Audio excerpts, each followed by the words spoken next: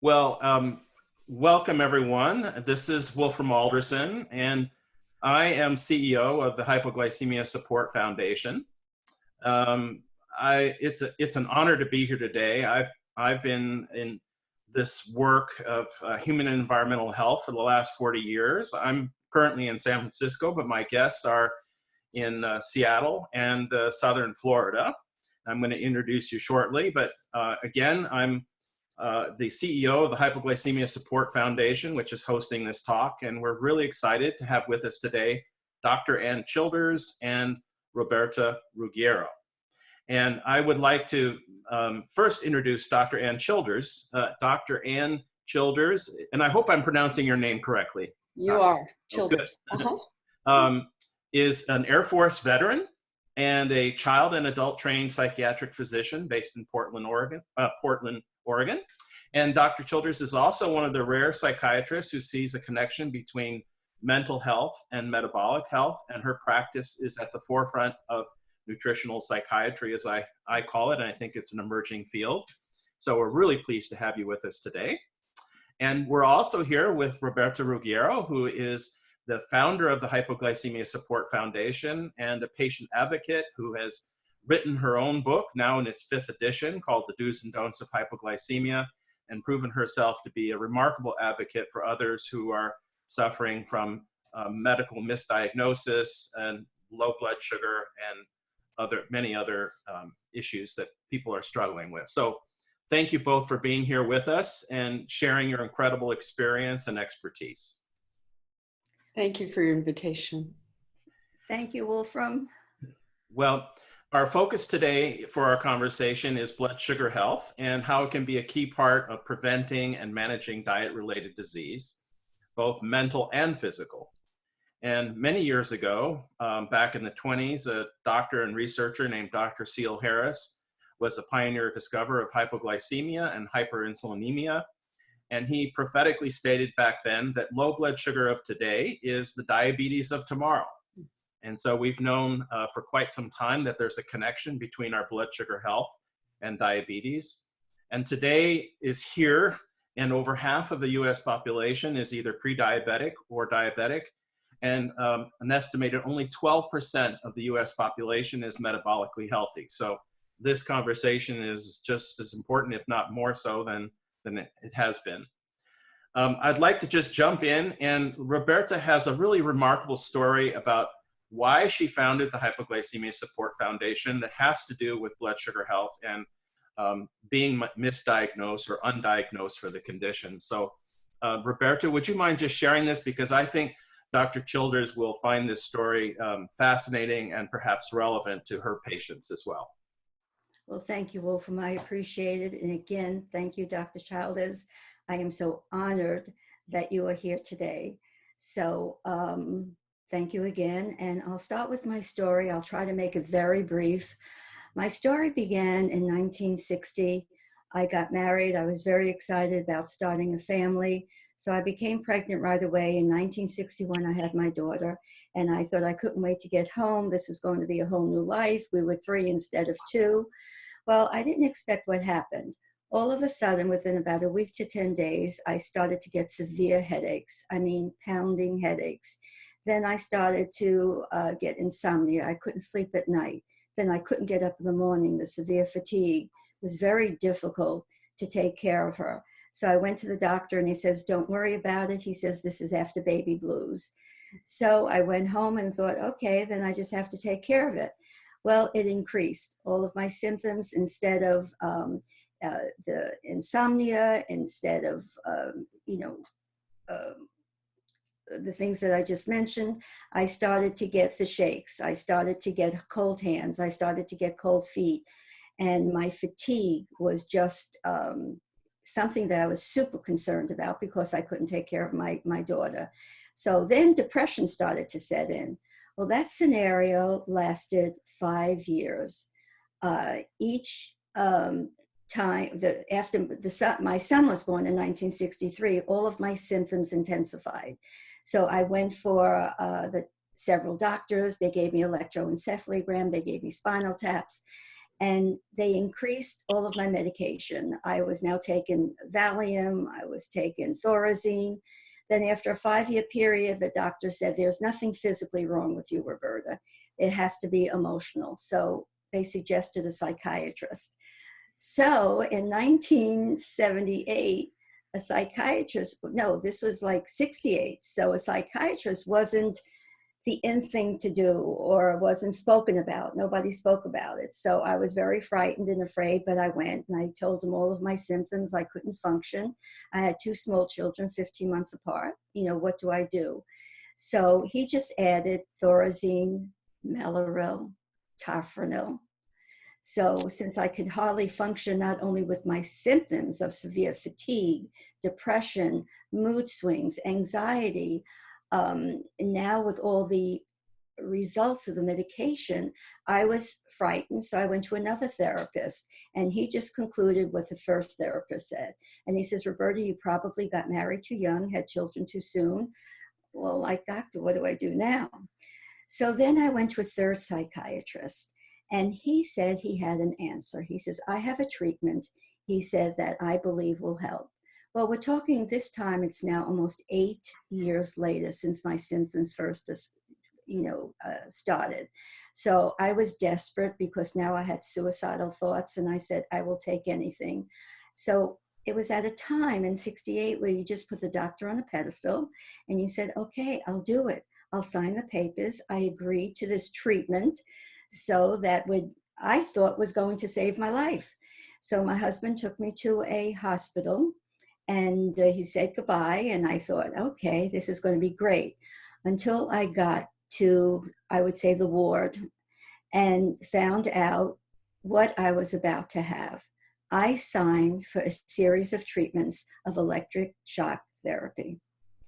And when I saw the other patients screaming and yelling and that it was going to be my turn, I begged them, please, we did not know what we were signing. Please, I have to get out. And they says, no, since you signed for a series, you have to stay. Well, 3 weeks later, when I came home, I wasn't able to function at all.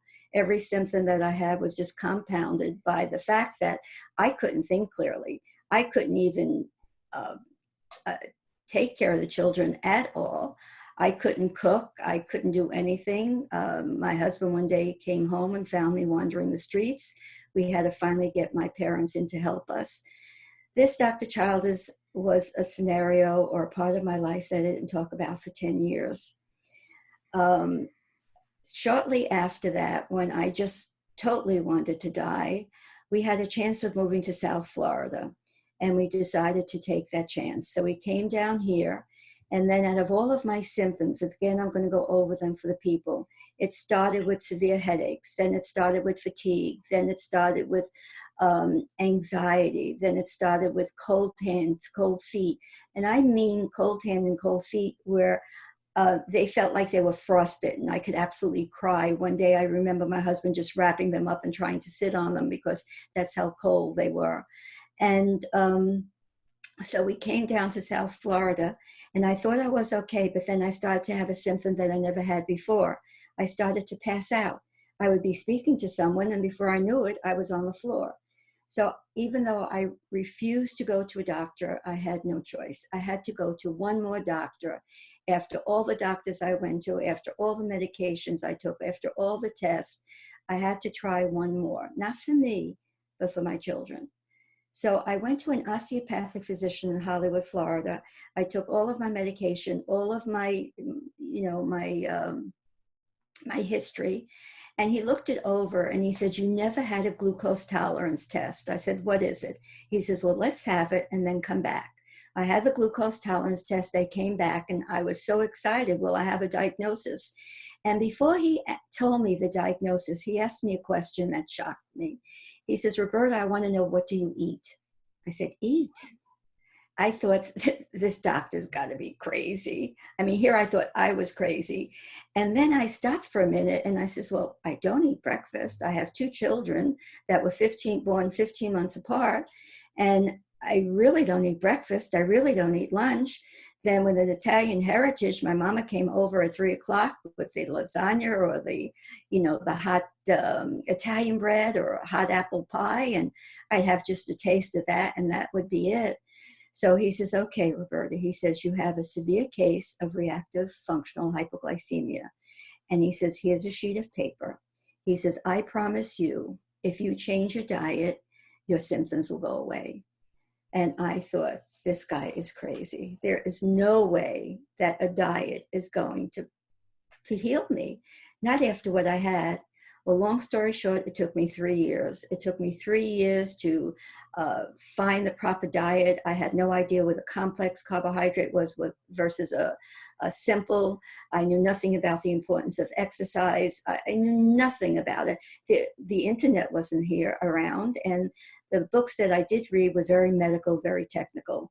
So that's what I did. And it took 3 years. I finally went to school. I went back to work.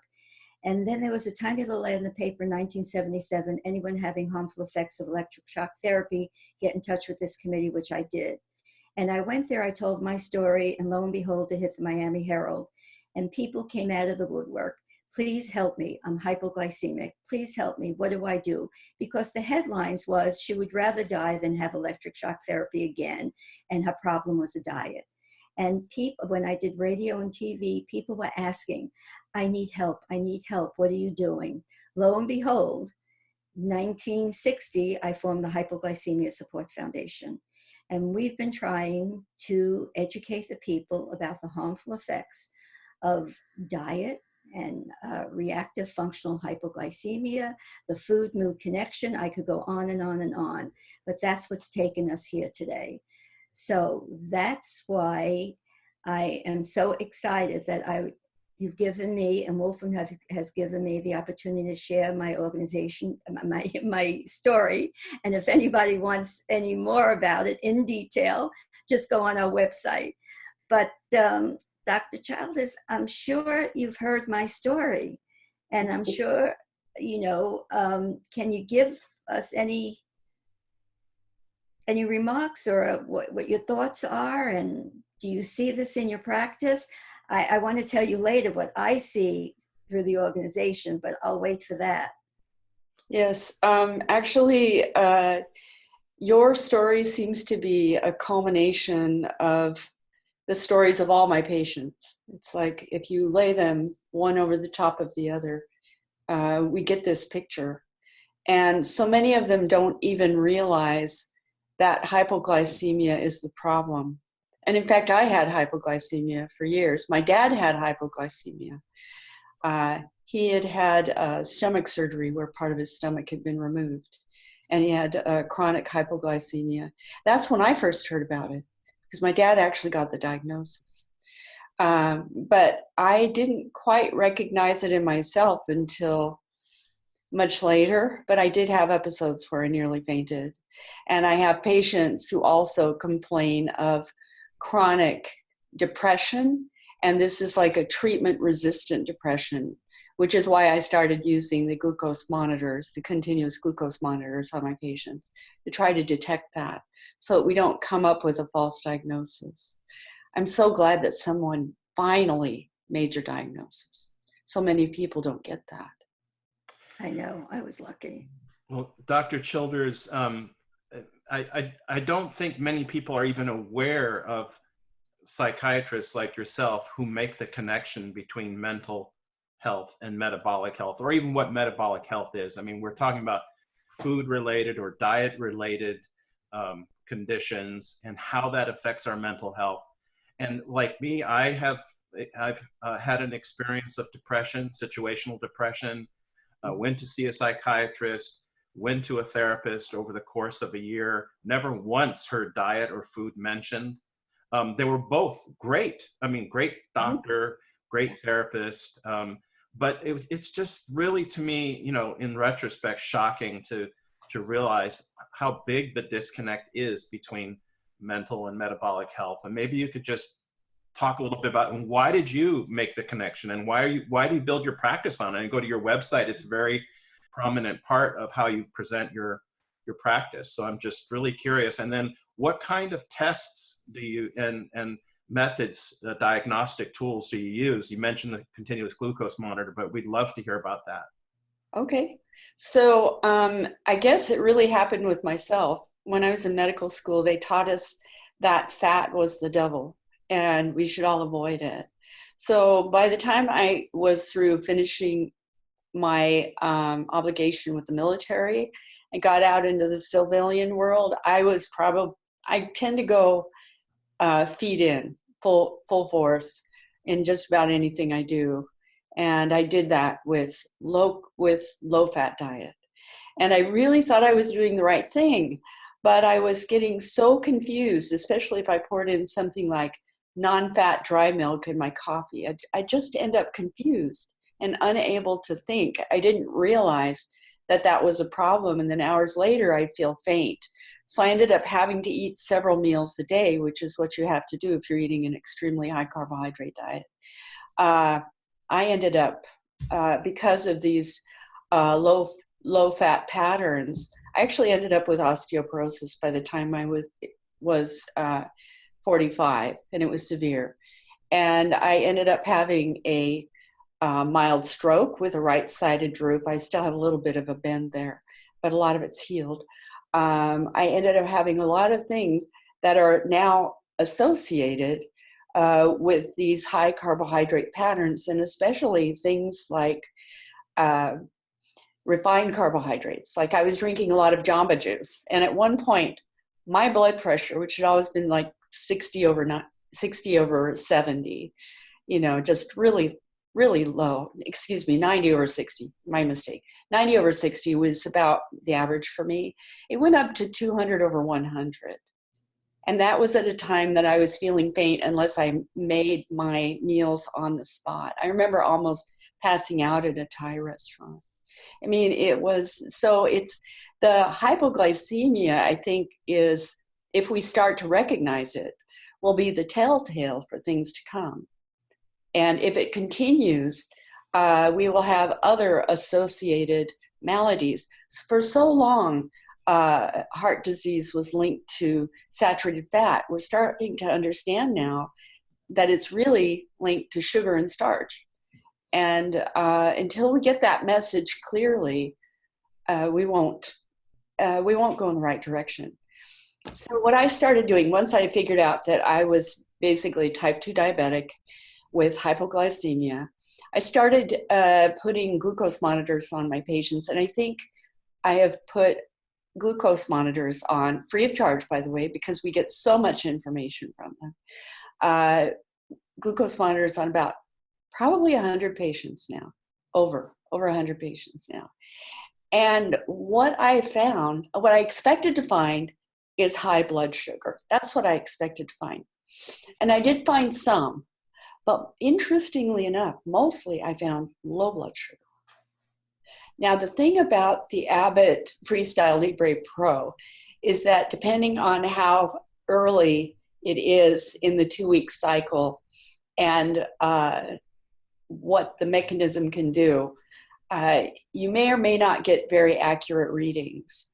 But I found that even early on, when the readings were less accurate for that device, I was seeing low blood sugar, and I sent them to the lab to have an oral glucose tolerance test with insulin. And that's where we started seeing the problem. So even with what might have been a mild low blood sugar, a lot of these patients were pumping out a lot of insulin, and that insulin was dropping their blood sugar. So that was an unexpected thing for me, although I'm familiar with Kraft's work. Wow, that was a big wow moment, which is why I'm so glad to know you, Wolfram and Roberta, because you folks are doing so much to support this kind of inquiry. We really need more. We need more. And the other thing I found out that I did not know, this is amazing to me, is that someone can stay in a low blood sugar state for hours. Now, for those of us who are keto, I'm keto, I can stay at a blood sugar of 67 for hours and never feel bad. But for someone who's on a high carbohydrate diet, to be in low blood sugar for hours at a time, that is very difficult. And so I'm not surprised that these people are coming to me with concerns about bipolar disorder, although their moods are all on the same day, or major depressive disorder that cannot be treated with medications. And I agree with them. Medications are not enough. I think I get pretty good results from medications, but I get very good results when I combine medications with diet. Well, it's just for us, with Roberta, I mean, she has no medical degree. She had to figure all this out on her own. And there's a lot of shame and self-blame and just so much struggle associated with this. I worked for years in mental health myself, and going to see a therapist and a psychiatrist was kind of a big deal for me. I had never thought of myself but availing myself of mental health services.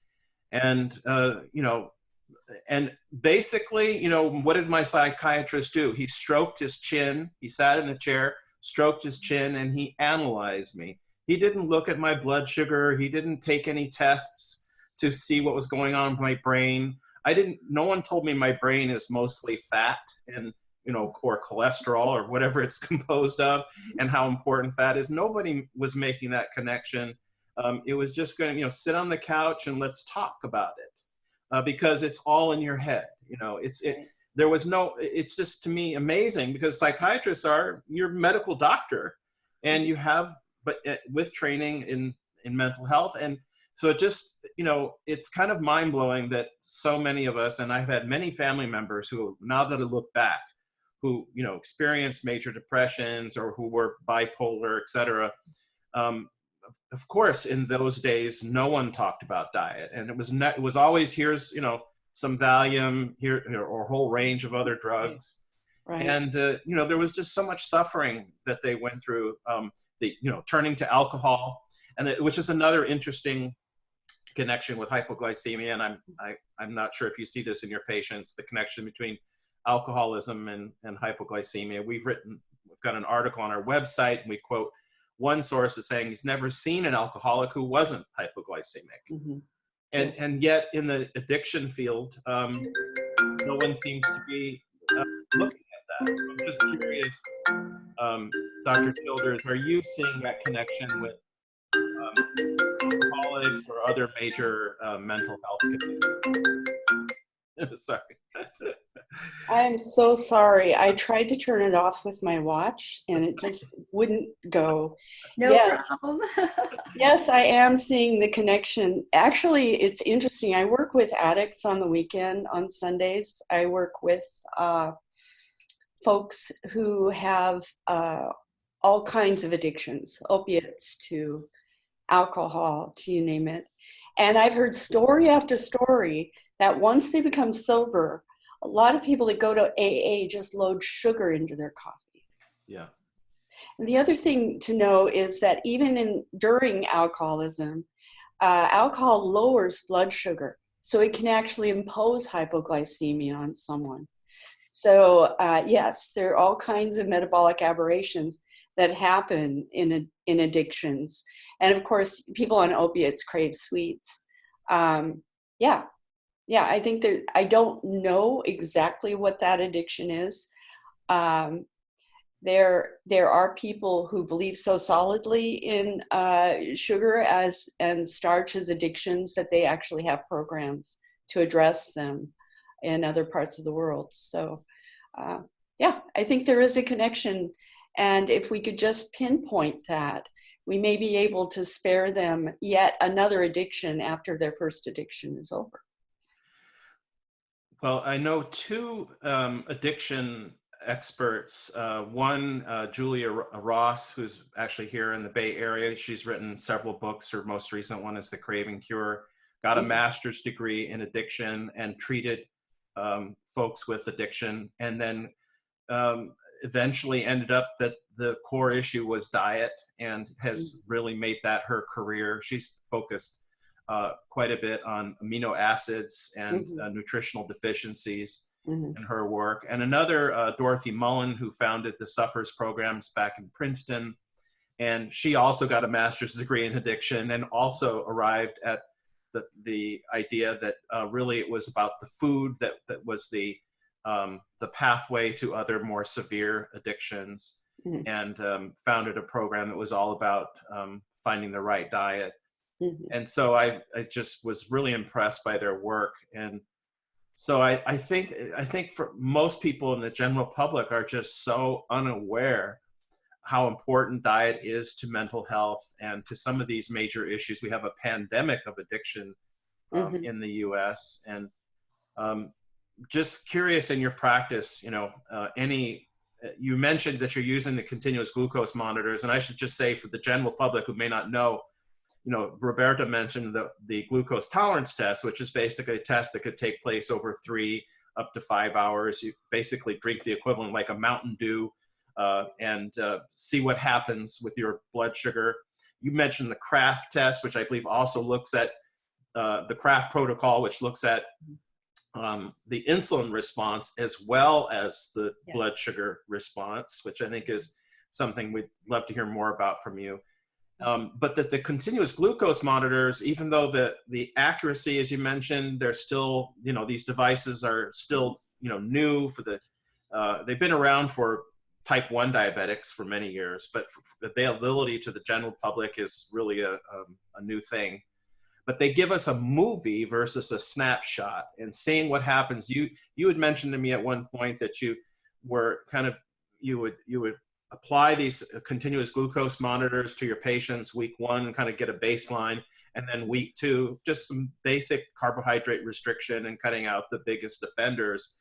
And apparently you've seen some great results. We'd love to hear about how you're using that tool and any others that you're employing to get to the, what the real issue is behind their condition.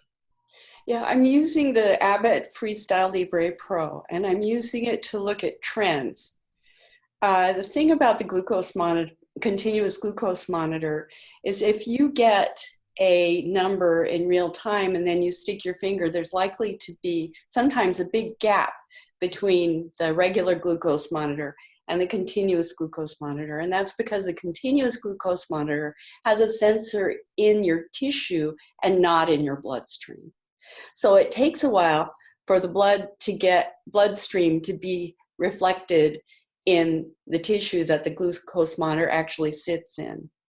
So it's usually not going to be exactly the same unless you're in a steady state of just one number over several minutes. Then it may come out the same. So if you're looking for something that's going to give you dead-on accuracy or the accuracy of the higher end glucometers on the market, you're not going to see that. But what you do see is trends. You see so long after a meal where you may have like a peak of glucose. I call them mountains because it's pretty much shaped like a mountain.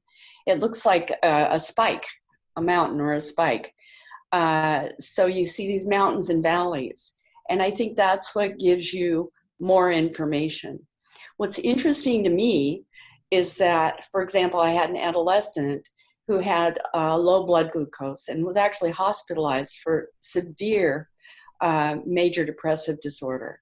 And we basically addressed her low blood sugar, and it was really striking. I wish I could show you. It was low for hours and hours.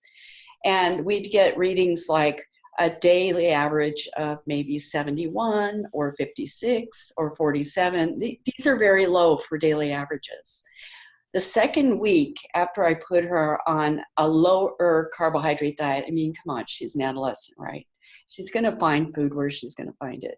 But what we did is we made sure that her favorite thing, which was, in this case, cocoa, we made sure that it was just made with a non-nutritive sweetener like monk fruit. And we put in extra cream to make it more appealing. So she did not feel that deprived. The second week, her average daily blood sugars were 88, 88, and 88. I mean, this is remarkable. And people don't think about restricting carbohydrates and getting a higher average blood sugar. And I think it's because a lot of people just don't know about the role of insulin. If we can get that out and educate the public about that, then they can better understand their metabolism. So in this case, my thought, and this may not be correct because I've actually seen hypoglycemia where this may not have been the case, but my thought is that the typical scenario is an outpouring of insulin that overcomes the amount of glucose in the bloodstream. And that may be because her beta cells have tried to adapt to this, to her dietary habits over her short lifespan. So she's happy with it. Now I put her up on a body composition scale, and she's gaining more muscle and losing fat now because she was very overweight. So things are trending positively as long as we restrict the carbohydrates and include more fat in her diet. She seems happy with it, at least as happy with it as an adolescent can be. So. Well, it's exciting to hear about the work you're doing. I think a lot of people don't really understand. You mentioned the mountain, and then we have this valley. And some people don't come out of that, the low blood sugar. But people hear hypoglycemia, hyperglycemia. What is it? Do you have high blood sugar or low blood sugar? Or, well, I, type 2 diabetic, have both. I need to be concerned about high blood sugar, and my low blood sugar issues. What happens? I have, if I have a food that is high in carbohydrate, especially a processed carbohydrate, my blood sugar shoots up, and it peaks at what would be much higher points than the average person who may not have type 2 diabetes. And then I watch my continuous glucose monitors, it drops down, and it may get all the way down to 70 or below. A lot of people don't understand that what's that mechanism, that what's happening there. And it's just remarkable that you're looking at that in your practice and relating it to people's mental health, which is just so, for both Roberta and I, it's just very affirming. And, we're hopeful for the future when we hear of doctors like you, and there's not a whole lot. I mean, there's more and more, I think, coming out around the country. About the Low Carb USA network, and it seems like more and more doctors are getting the message, and mainstream institutions, but still, it seems like there's so few of you out there. And, what can you share with us? I mean, it just seems like in this day and age, we would have more, that this would be more like mainstream medicine, this kind of understanding and approach. And just wondering, what do you see? Are you hopeful, and where do you see this really, spreading or catching on with mainstream medicine, or is it? Well, I think there are some pioneers right now in what you mentioned earlier, nutritional psych, and I am excited for that. I think, though, that we should center on metabolism. For one thing, we know that now that only 12% of our population, as you mentioned, is metabolically healthy, according to the National Health and Nutrition Examination Survey. So that in and of itself is going to increase the health of a person, and the health of the body is reflected in the mind. So anything we can do to that end is going to be helpful. But I also am hopeful. Okay, so to give you some background on these continuous glucose monitors, sensors that I'm giving everyone, I'm actually giving them out free of charge to gather data. And like I said, we probably put them on over 100 people now, and we continue to do that.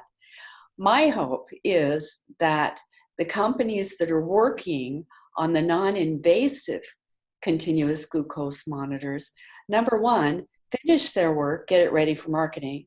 And number two, don't get bought out by another larger company that may feel threatened by the information that they gather. I think that if people see what their blood glucose is doing in real time, it's going to make a difference. And that's when they see it on paper, and that's why one of the reasons I do it for my patients. When they see it on paper, it's astounding to them. And when they see the next week that they've corrected it, it's empowering. So I think that's what we need. We need to be able to do it in every household. And I do think that that is coming. Dr. Childers, go ahead. I just wanted to mention, it's like almost 50 years since what happened to me, and I see it happening today, and this is so frustrating. Mm-hmm. Wolfram and I try to help. We receive at least 300 to 400 emails a month from people all over the world. Their cries are heartbreaking, and we just can't possibly help. But what we're seeing that's very disturbing, particularly the last, I would say, 2 months, is that children 2 and 3 year olds are being diagnosed with severe hypoglycemia. 6-year-olds, their parents are getting in touch with us. What do we do? What do we do? Their doctors don't know what to do. Mm-hmm. I have someone that I'm working with for the last month. Their daughter, 22 years old, was put in an institution. And she says, we're trying to tell them that my daughter has severe hypoglycemia, plus other conditions that are diet related. They just are pumping her up with medication. They won't put her on a hypoglycemic diet.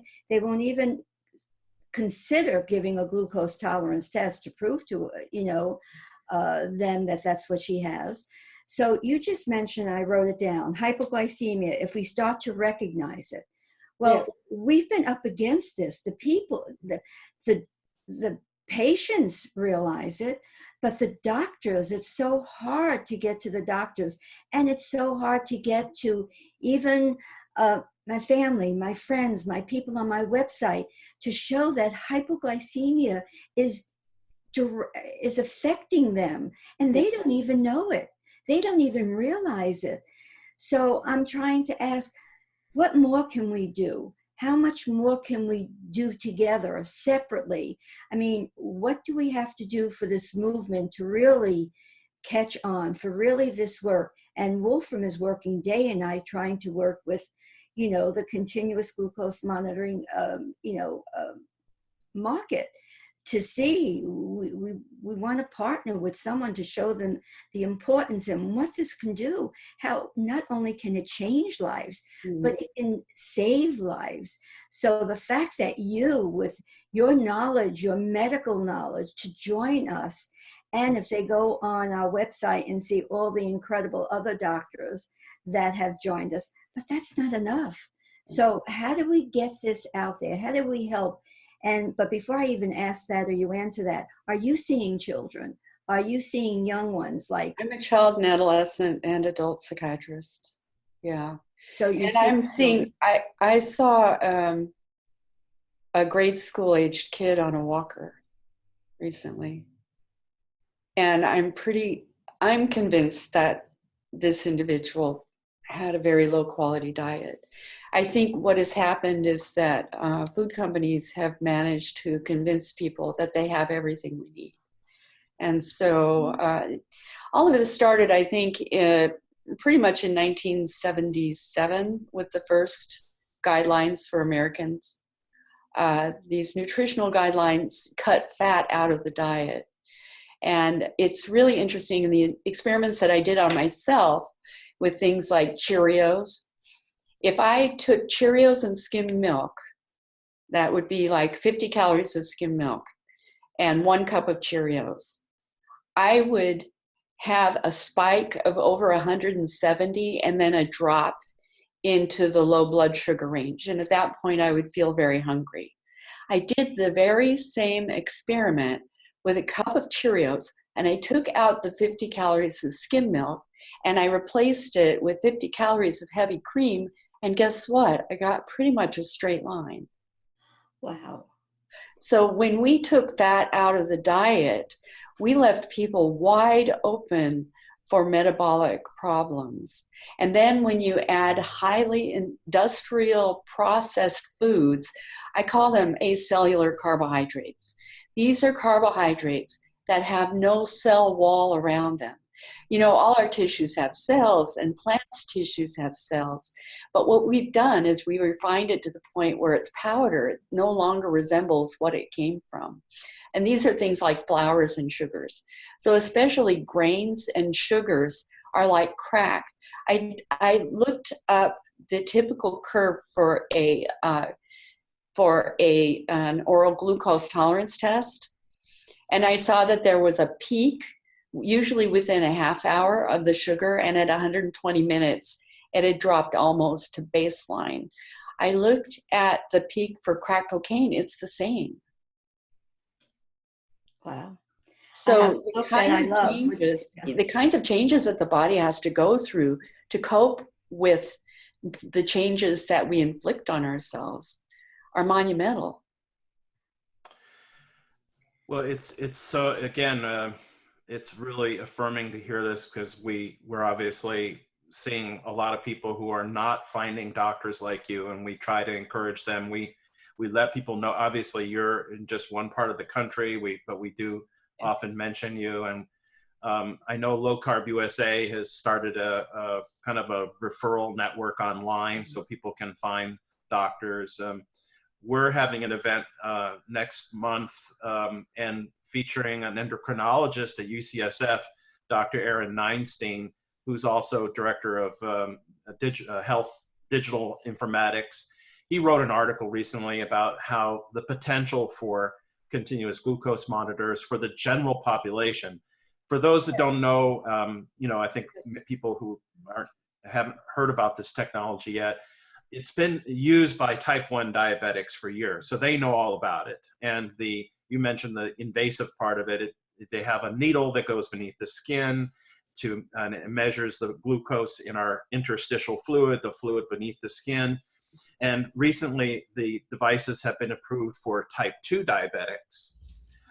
And you can, with a diagnosis, but any doctor can actually prescribe the use of the devices regardless of your particular diagnosis, but your insurance may not cover it. So right now, insurance is only covering for type 1 and type 2 diabetics, and maybe not even type 2, depending on your insurance policy. But what we're trying to say is, could we use these devices to prevent getting to type 2 diabetes? And we know that a huge percentage of the population is already pre-diabetic. So why, I don't want to just manage my disease. I want to prevent it. I want to reverse it. I want to use this as a tool for making it go away, not just monitoring it. Oh, gee, there's my type 2 diabetes. Look at my blood sugar. What is it? No, I want it to go away. And I don't think that's the consciousness out there. And I've spoken to some of the big companies, and they all say, oh, yes, we understand what you're saying, but they can't turn away from the big pile of money that's in front of them right now, which is, where the devices are currently approved for. And so I've been, as Roberta mentioned, kind of talking till I'm blue in the face. So we're having an event next month to specifically have a panel of people discussing this. Amada Health here in San Francisco just formed a partnership with Abbott Freestyle, and we'll have Dr. Neinstein there. And we're also trying to bring in the component of exercise, which is, I know that your practice, you also look at sleep and other factors which play a big role in blood sugar health and mental health and metabolic health. But making these connections is still seems like radical stuff. I feel like a radical, and I shouldn't feel that way. I mean, we know, like Dr. Seal Harris, he made this. He discovered, he was a discoverer of hypoglycemia and hyperinsulinemia, and he knew about this over a half century ago, and he said it out loud. And yet, I think it was in the 70s, the American Medical Association tried to turn hypoglycemia into a bunco disease. So it's just encouraging. We're just so encouraged to hear of your work and hear your perspectives. And I think we could come back and maybe do another interview, just drilling down into some of the, maybe some specific examples without sharing patient data, but just some of the cases where you've been successful. And we talk about carbohydrate restriction. It may sound ominous, but Dr. Lustig, Dr. Robert Lustig, who I work with, and others are able to cut out the worst offenders. And I think patients, as you mentioned, just changing the recipe for hot cocoa can make a huge difference in a patient's health without taking all the fun out of their life. So. It can. And a lot of times what I'll just say is have a keto breakfast and introduce your carbohydrates later in the day. So have a keto breakfast, maybe a normal lunch and dinner. And the thing that happens most often is that my patients say, well, I feel so good in the morning. Why do I want to stop there? Yes. Well, and for those that don't know, keto, you're referring to the ketogenic diet. Yes. And I, for one, for many years was a high carb vegetarian, and, breakfast was a big bowl of cereal. And, I was so good at finding healthy cereals. I was beyond Cheerios. I was doing like my breakfast cereals might have only had like 4 grams of carb per serving. I mean, they were like sprouted grains and things like that, but nonetheless, essentially a pure carbohydrate breakfast, even though it had plenty of fiber in there. And by mid-morning, my blood sugar was off the charts, and I had a pounding migraine. I'm drinking coffee. I'm taking Excedrin migraine, maximum strength, and then, more snacks, just a constant roller coaster throughout the day. And then eventually I shifted because it's like you, I've been told low fat. Yeah. And eventually I went back to having eggs for breakfast, and boom, eggs cooked in some nice healthy fat. And, yes. And I throw some vegetables in there, but it's just, I'm fine for half the day, just perfectly fine. No problems at all. No more headaches, no Excedrin migraine, yes. It's all gone just with getting the right breakfast. And there's even a study out that shows if you can get your blood sugar right in the morning, it has a huge impact on the rest of the day. So your comment is right on. And go ahead, Roberta. I would love for you to come back and talk particularly or specifically about the keto diet, because a lot of people don't know about it. And if they want to try it, they don't know where to start, what to do.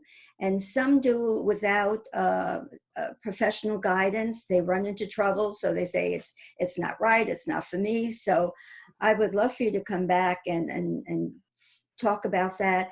And specifically then going back to children, what they can do.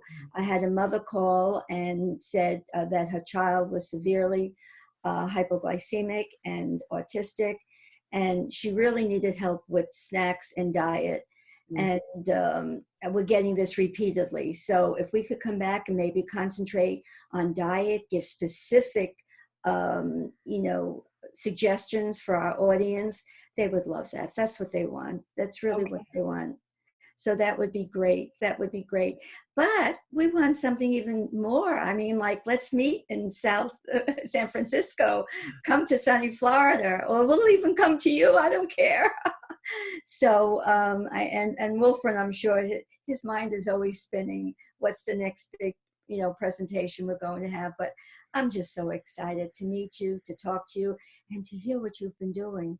And I can't wait for our hypoglycemia audience and community to listen to this tape, to this video.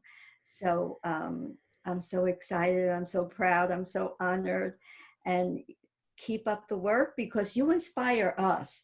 Because let me tell you, sometimes the other day, I think after I know Wolfram for 3 years, I had my first meltdown because we were trying to raise funds for the organization. And, we have 900 nonprofit organizations just in that area, and everybody's looking for it. But we're on the bottom of the totem pole because people don't even understand what hypoglycemia is. Some of them can't even know how to say it. What is it? They don't realize how it's affecting our community, our country, individuals, their family at large. It really, really is. So we still have a lot more work to do, but you give us credibility. So thank you so much. Thank you so much. And thank you, Wolfram. You're always terrific, leading us and guiding us. Well, thank you. And Dr. Childers, would you share the address for your website so people can find you? We'll post it in the interview as well, but just let your website is, what is that again? It's we call ourselves Life Balance. It's Life Balance, LifeBalanceNW. That stands for Northwest.com. And I can also be found on Twitter as @ANN Childers, Childers, MD. Yes, and thank you for mentioning Twitter, because I know a lot of people think Twitter is just a place for a bunch of people shouting and talking gibberish. But people like you and doctors like Dr. Lustig and some of our other advisors, and there's some great information being shared out there, and you do a great job at sharing specific case examples that I think are helpful for people out there. And we've really loved sharing your tweets. And you also have a number of videos on YouTube. So if you just type in Ann Childers YouTube, there's some great interviews of you online that are really illuminating, that go into depth of some of the issues that we've touched on today. So we'll be sure to share some of those links on our website when we share this interview. And we really look forward to doing more interviews with you. As we said, we're huge fans of yours. And it's not just a cult of personality. You're doing really important work. And you're making a connection between mental and metabolic health, and you're doing your practice every day. It's just, we're so impressed, and we really appreciate everything you do. Thank you so much. And I appreciate what you do as well. In fact, Hypoglycemia Support Foundation, the infographics are out of this world. I think it will help people tuning in today to better understand what hypoglycemia is and how it can mimic mental health problems. Well, thank you. Music to our ears. And again, we'll look forward to talking to you soon. All right. Thanks so much. Bye now. Bye-bye.